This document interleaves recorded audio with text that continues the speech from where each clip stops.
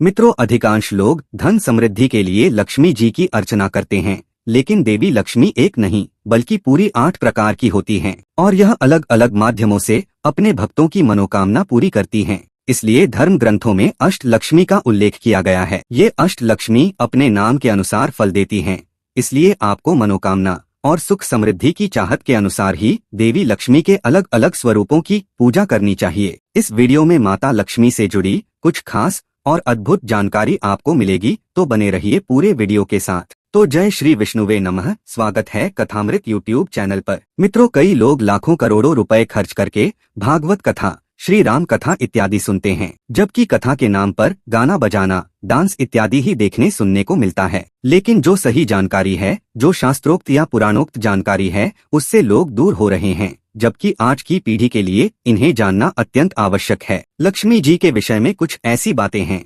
जिनसे बहुत से लोग आज भी अनजान ही हैं। मित्रों, लक्ष्मी जी 8 प्रकार की होती हैं। गज लक्ष्मी, संतान लक्ष्मी, वीर लक्ष्मी, विजय लक्ष्मी, विद्या लक्ष्मी, आदि लक्ष्मी, धन लक्ष्मी और धान्य लक्ष्मी। इन सभी लक्ष्मी के अलग अलग कार्य भी हैं। इनके अलावा भी कई तरह की लक्ष्मी का वर्णन पुराणों में मिलता है। श्रीमद् भागवत पुराण में आदि लक्ष्मी को माँ लक्ष्मी का पहला स्वरूप कहा गया है। इन्हें मूल लक्ष्मी या महालक्ष्मी भी कहा गया है। मान्यता है कि आदि लक्ष्मी ने ही सृष्टि की उत्पत्ति की है तथा भगवान विष्णु के साथ जगत का संचालन करती हैं। आदि लक्ष्मी की साधना से भक्त को जीवन का सर्वोच्च लक्ष्य मोक्ष की प्राप्ति होती है। माँ लक्ष्मी के दूसरे स्वरूप को धन लक्ष्मी कहा जाता है। इनके एक हाथ में धन से भरा कलश है तथा दूसरे हाथ में कमल का फूल है। धन लक्ष्मी की पूजा करने से आर्थिक परेशानियां दूर होती हैं तथा कर्ज से मुक्ति मिलती है। पुराणों के अनुसार माँ लक्ष्मी ने ये रूप भगवान विष्णु को कुबेर के कर्ज से मुक्ति दिलाने के लिए लिया था। धान्य लक्ष्मी माँ का तीसरा रूप है। ये संसार में धान्य यानी अन्न या अनाज के रूप में वास करती हैं। धान्य लक्ष्मी को माँ अन्नपूर्णा का एक रूप माना जाता है।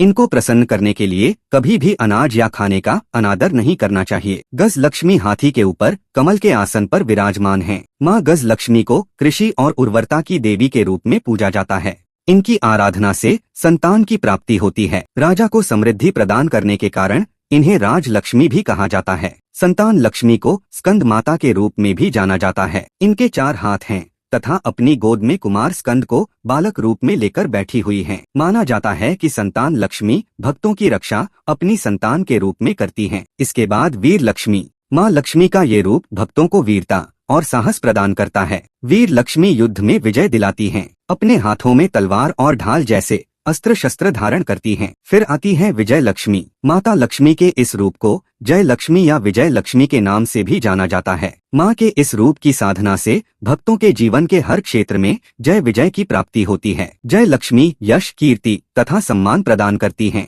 इसके बाद माता विद्या लक्ष्मी। माँ के अष्ट लक्ष्मी स्वरूप का 8वां रूप विद्या लक्ष्मी है। ये ज्ञान, कला तथा कौशल प्रदान करती हैं। इनका रूप ब्रह्मचारिणी देवी के जैसा है।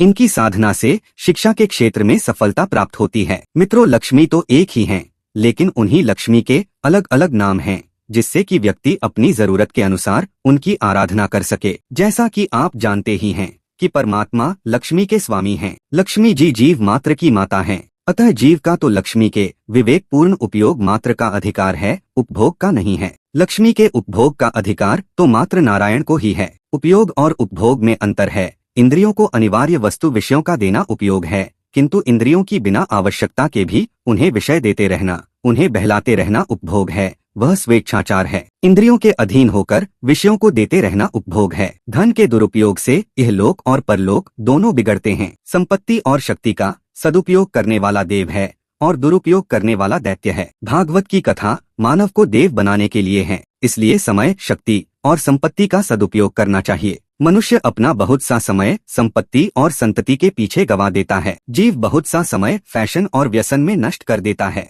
शरीर या संतति को अतिशय व्यथा देना या अतिशय दुलारना अच्छा नहीं है। यदि परमात्मा ने आपको अधिक दिया है तो सदुपयोग करने का अधिकतर उत्तरदायित्व आप पर होगा। यदि भगवान अप्रसन्न होंगे तो जीव मात्र की दुर्गति होगी। शास्त्रों ने लक्ष्मी के 3 भेद भी बताए हैं। लक्ष्मी, महालक्ष्मी और अलक्ष्मी। नीति अनीति दोनों तरह से प्राप्त धन साधारण लक्ष्मी है, जिसका कुछ सदुपयोग भी होगा और कुछ दुरुपयोग भी। धर्मानुसार प्राप्त धन महालक्ष्मी है। श्रम की मात्रा से अधिक लाभ उठाना, मुनाफा लेना पाप और चोरी है। जीवन में धन नहीं, धर्म मुख्य है। धर्म ही मृत्यु के पश्चात भी साथ आता है। धर्मानुसार श्रम पूर्वक नीति से प्राप्त धन महालक्ष्मी है। ऐसा धन हमेशा शुभ कार्यों में ही खर्च होगा। पापाचरण अनीति से प्राप्त धन अलक्ष्मी है। ऐसा धन विलासिता में ही बह जाएगा और जीव को शांति देने के बदले रुलाता जाएगा। मृतात्मा के साथ धर्म के सिवाय अन्य कुछ भी नहीं जाता। नीति, धर्म, सदाचार से प्राप्त धन ही महालक्ष्मी है, जो शांतिदायी भी है।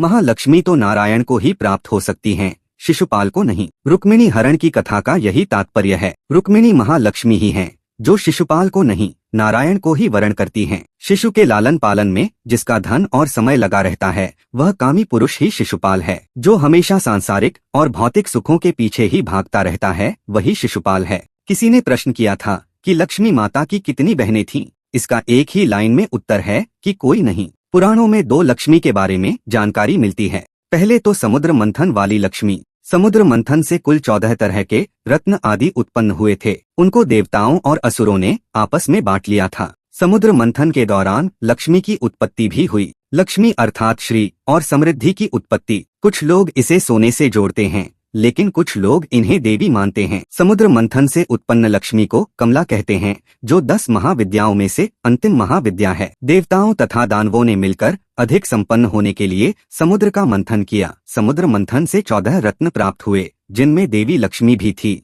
जिन्हें भगवान विष्णु को प्रदान किया गया था। इसी कारण देवी कमला जगत पालन करता भगवान विष्णु की पत्नी कही गई हैं। उन महालक्ष्मी ने स्वयं ही विष्णु को वर लिया था। फिर दूसरी लक्ष्मी का भी जिक्र मिलता है, वो है विष्णु प्रिया लक्ष्मी। ऋषि भृगु की पुत्री माता लक्ष्मी थीं। उनकी माता का नाम ख्याति था। समुद्र मंथन के बाद क्षीर सागर से जो लक्ष्मी उत्पन्न हुई थी, उसका इनसे कोई संबंध नहीं है। महर्षि भृगु भगवान विष्णु के श्वशुर थे और शिव जी के साढ़ू थे। भृगु ऋषि ब्रह्मा जी के 10 मानस पुत्रों में से एक थे। राजा दक्ष के भाई भृगु ऋषि थे।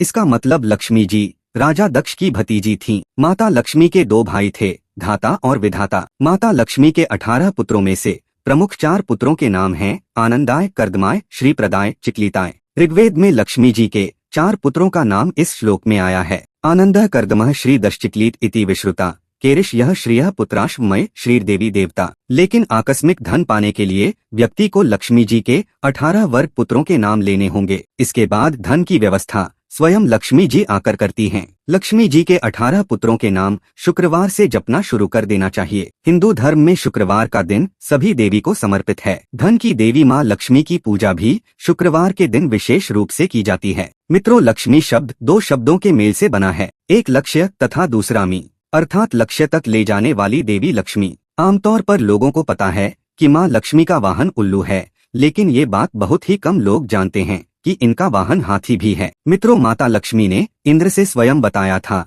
कि जिस घर में पाप, अधर्म, स्वार्थ रहता है, उस घर में माँ लक्ष्मी किसी भी तरह का कोई आशीर्वाद नहीं देती। इसके अलावा जो व्यक्ति गुरु, माता पिता, बड़ों का सम्मान नहीं करते, मैं उनके यहाँ निवास नहीं करती। जो बच्चे अपने माता पिता को पलटकर जवाब देते हैं, अपने माता पिता का अनादर करते हैं, बिना कारण अपने माता पिता से वाद विवाद करते हैं, ऐसे लोगों पर मेरी कृपा नहीं होती। जो व्यक्ति मीठा बोलने वाला हो, कार्यकुशल हो, क्रोधहीन हो, उदार हो, कृतज्ञ हो, पुण्यात्मा हो, क्षमाशील और जितेंद्रिय हो, श्री लक्ष्मी उस मनुष्य के पास सुख, संपत्ति, वैभव, बुद्धि, विवेक और समृद्धि के रूप में सदा निवास करती हैं। पौराणिक कथा के अनुसार अलक्ष्मी अपनी बड़ी बहन लक्ष्मी जी के सौंदर्य को देखकर बहुत ईर्ष्या करती थीं, क्योंकि लक्ष्मी जी बेहद सुंदर थीं, वहीं अलक्ष्मी आकर्षक नहीं थीं। देवी लक्ष्मी जब भी विष्णु जी के साथ होती, तब अलक्ष्मी वहां पहुंच जाती थीं। ये बात लक्ष्मी जी को पसंद नहीं आती थी। अलक्ष्मी ने कहा कि उनकी कोई पूजा नहीं करता, इसलिए जहां भी लक्ष्मी जी जाएंगी, वो वहां उनके साथ जाएंगी।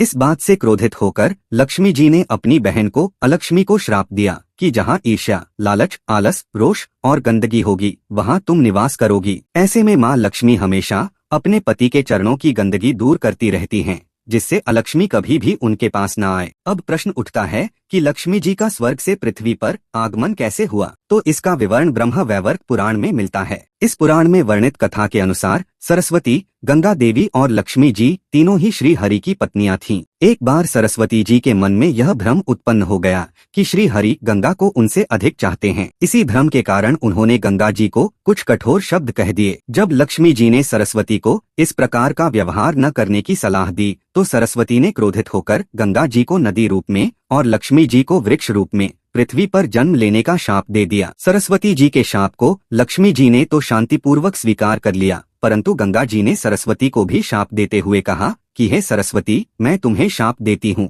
कि यदि मैं धरती में रहूंगी तो तुम भी नदी के रूप में मृत्युलोक में ही रहोगी। तभी वहाँ भगवान विष्णु आ पहुँचे और तीनों के झगड़े का कारण तथा शाप की घटना जानकर लक्ष्मी जी से बोले, हे लक्ष्मी, सरस्वती द्वारा दिए गए शाप का पालन करने के लिए तुम्हारे एक अंश को धरती पर वृक्ष रूप में रहना होगा। तुम्हारा शेष अंश लक्ष्मी के रूप में मेरे पास ही रहेगा। पृथ्वी पर तुम तुलसी के नाम से प्रसिद्ध होगी। इसके पश्चात भगवान श्री विष्णु गंगा से बोले कि हे गंगे, शाप के प्रभाव के कारण तुम्हारा एक अंश नदी के रूप में धरती पर और दूसरा अंश महादेव शिव के पास जाएगा। पृथ्वी पर पापियों के पापों को ग्रहण करने के बाद भी तुम निर्मल बनी रहोगी। इसके बाद विष्णु जी सरस्वती से बोले कि हे सरस्वती, गंगा के शाप के कारण तुम्हारा भी एक अंश नदी के रूप में धरती पर और दूसरा अंश ब्रह्मा जी के पास निवास करेगा। इस प्रकार माता लक्ष्मी पवित्र तुलसी के रूप में आज घर घर पूजी जाती हैं और गंगा तथा सरस्वती नदियों की महत्ता पौराणिक काल से आज भी बनी हुई है। श्री विष्णु जी के शब्द सुनकर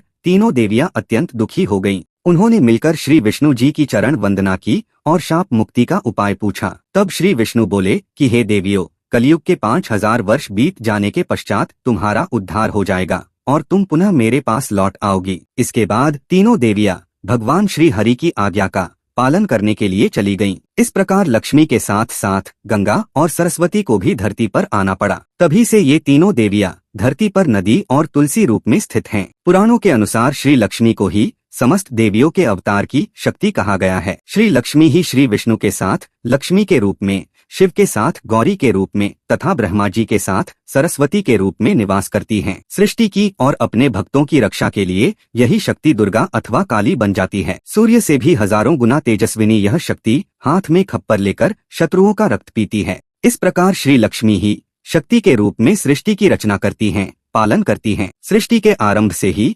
महालक्ष्मी की पूजा की जाती रही है। इनके सहयोग के बिना मनुष्य का जीवन अधूरा रहता है। तो मित्रों, अगर आपने कथामृत को सब्सक्राइब नहीं किया है तो जरूर करें। जय लक्ष्मी नारायण।